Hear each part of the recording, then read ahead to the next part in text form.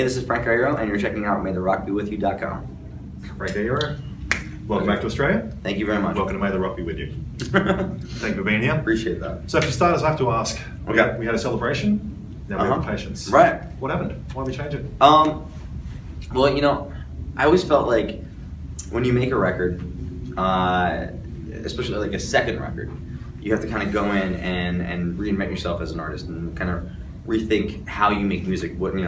What kind of music do you want to make? Like, and the band starts to change and evolve. And we put out Stomachaches 2.5 years ago or something like that, right? And it wouldn't make sense to make the same record over and over again. And like stagnancy is death for an artist. So the pitfall is when you go into the studio and do that, you come out with a record and people are like, oh, well, that doesn't sound like the same band. It's like, I know, because we're different people now, you know? And I thought, all right, well, the way to get out of that pitfall is I have the ability to, keep my name in front of it, but every time, if the band's gonna sound different, then the band name should change. And so first time around, I felt like I needed a celebration. I needed something to distract people from realizing that I didn't know what the hell I was doing as like a front man. Like I didn't feel comfortable in that position. It just wasn't for me. So I was like, all right, well, if I bring this loud party coming along with me, then people won't really realize that I don't know what I'm doing. This time around, 2 years later, I felt like I didn't need that distraction anymore.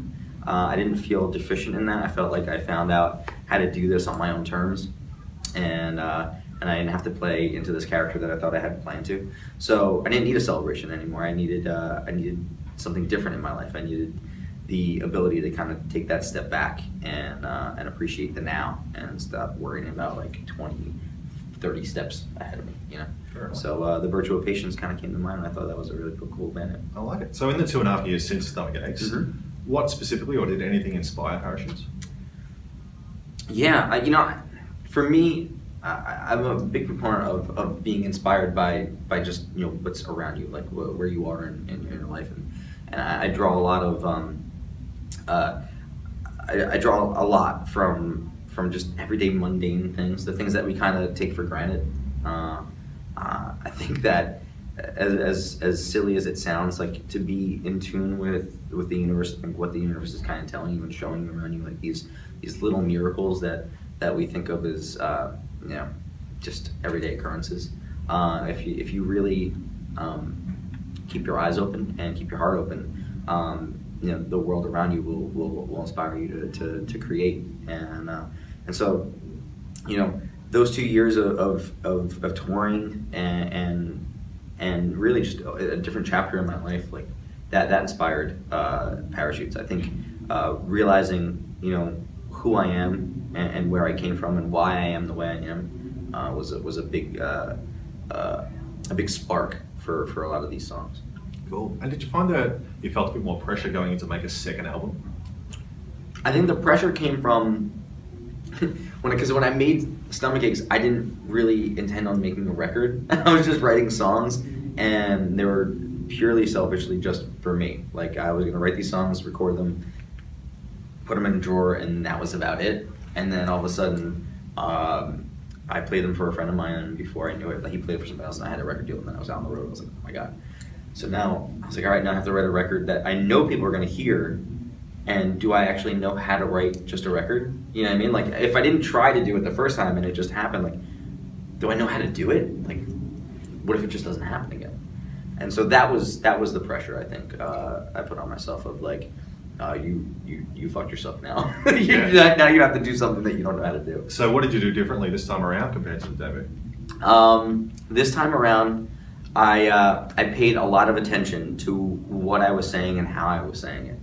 I think that for me, writing a record and creating art, especially things that are very soul based and stories that have happened to me or happened to loved ones very close to me in front of my eyes. That's a hard thing to do to present to other people. So you can either veil things and or lie and try to hide from the truth, so that people don't really see into you too deeply, or you can kind of swallow that fear and be as clear as possible about what you're saying and how you're saying it, so that that idea comes across exactly the way you want it to come across. That was the approach that I took, and the more that I did that, the more that I thought about the things that I was saying and what I wanted to put across, the less scary it became, and the more anxious I became to have people hear it. It's kind of weird. I always try and pick one track out that stands out for me the most. Okay. And it was Oceans. Oh wow! On this Okay. one. So is there That's something awesome. you can tell us about that song or how that came about? Yeah, it's funny, that's one of my favorite songs on the record to listen to.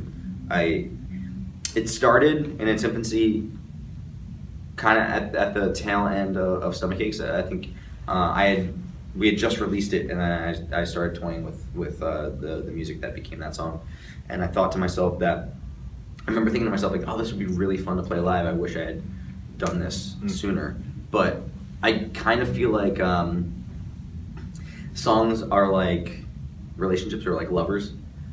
Sometimes you meet someone along the way and immediately it just sparks fly, and like you guys, you were meant for each other. And sometimes you meet someone and you're like, wow, you're really special, and I think I can bring something really special to the table too, but right now at this time in our life we're not right for each other, and hopefully we'll meet later on, down the road, or maybe it'll just be a flaming car wreck. So that was one of those songs that I needed to kind of let her go, and I'm happy and lucky that she came back. It's about accepting love, even though sometimes you feel like you might not deserve it, and the fear that if you do open yourself up, that you'll just drown in it, and it might be the thing that kills you. The thing that you want the most is going to be the thing that kills you. Oh. Nice message. So have you completely settled in as a front? Sorry, wait. Oh, Yeah, it isn't. okay. No, it is a nice message. Think about it, right? Because if life weren't so scary, it wouldn't be worth living, There you go. right? It's a good message. I think so. I like that one. Have you completely settled in as a front man yet?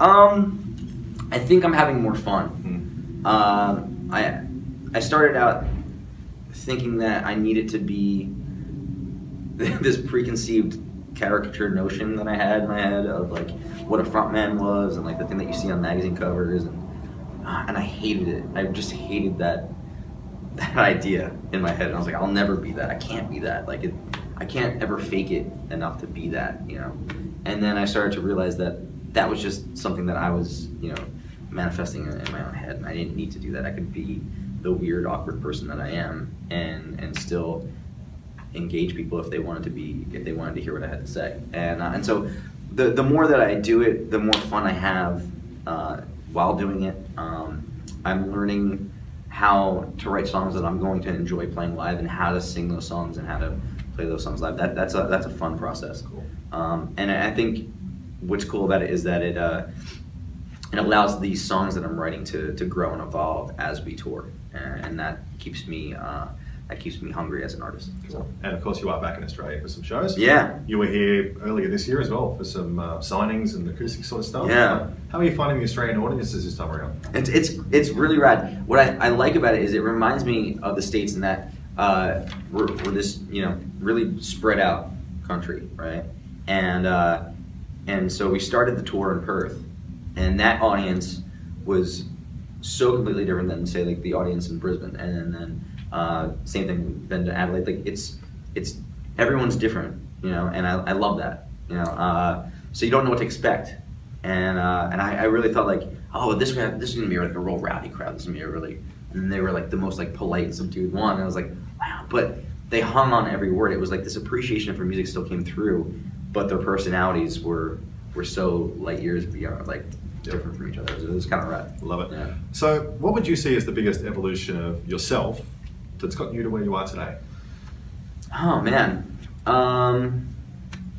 Recently I've realized that it's easy to have the mindset of, oh, these things happen to me and they affect me in a certain way, and I react to things because these things happen to me.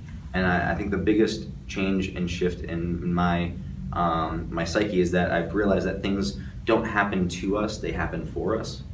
And when I kind of came to that realization, I started to appreciate the things that I saw as detrimental, and I came to realize that sometimes your weaknesses are in actuality your strengths, and that sometimes the best thing about us is the things that we think are the worst, because it makes us who we are and it makes us different from everyone else. Cool.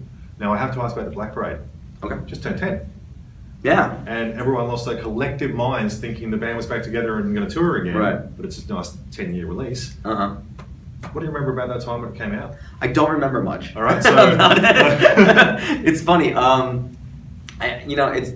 think when you're doing things like that, I know around that time in the band, we were very much at fault for we kept our heads down and we just worked constantly. It was always, all right, next, and we thought that, I think we thought we were doing the best thing for each other and for ourselves, and by doing that, and we didn't really take that time to kind of congratulate each other, pat each other on the back, and because of that, there was this self-imposed pressure, and it made it unbearable at times.